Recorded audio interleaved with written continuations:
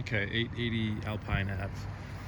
Some of the things that we're going to be doing here are just weeding, getting stuff like bindweed out and the dandelions. Any of the dead can come out from the rose bushes. We've got suckers growing through here as well, and then deadheading, so just cutting back the ones that are already flowered. More weeds and stuff like that in here. Yeah, a couple more weeds in here. We'll also be mulching this like whole bed after we weed it. Mulch in those planter boxes, cutting back probably 3 or 4 inches back off of the sidewalk. All these cotoneasters. We've got suckers here, and just cutting back the roses too. We've got thistle here, and these, if we can separate this, cutting back this shrub slightly that way, so this gives this shrub some space, and then just cutting everything off the side here, and more weeding, things like that. This whole bed will get a layer of mulch as well. Probably just go for like 2 inches or so. More weeds in here, and then you can see the weeds just kind of hanging over the sides. Those all need to get pulled. Siberian elm, that needs to get cut at the bottom or pulled. Same with these little tree suckers. The irises can be cut here for deadheading, and just trying to give like this cotoneaster here some space from other plants and whatnot.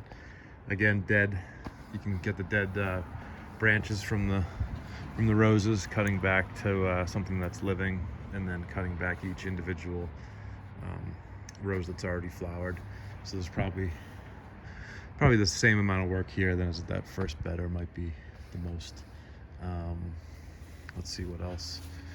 Mulch in and around this bed as well, and then we'll mulch behind this fence, and then on both sides of this little lattice work here.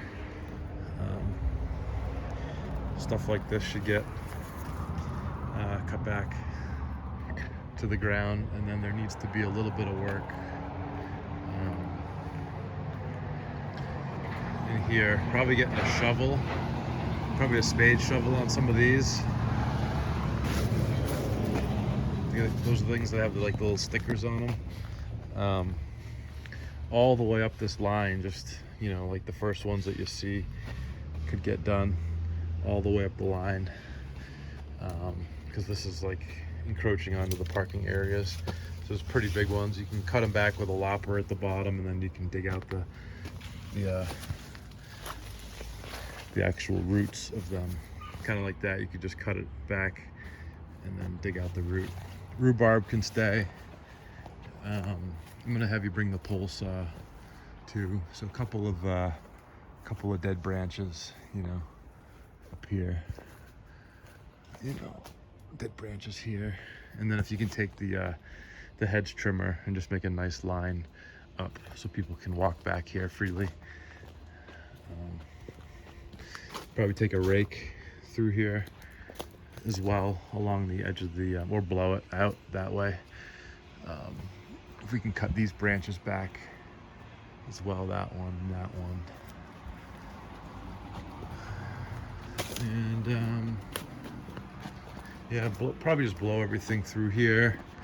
And then we've got some twigs and stuff, not much, 2 minutes in here, just getting some twigs up, and then blow this area underneath the stairs as leaves and stuff like that.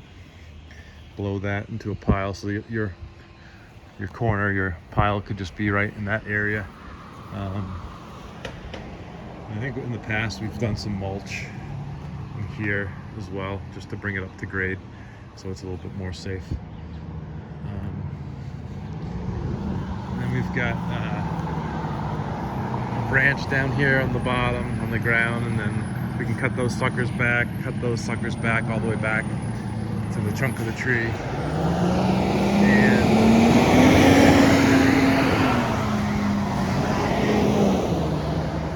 it's like we have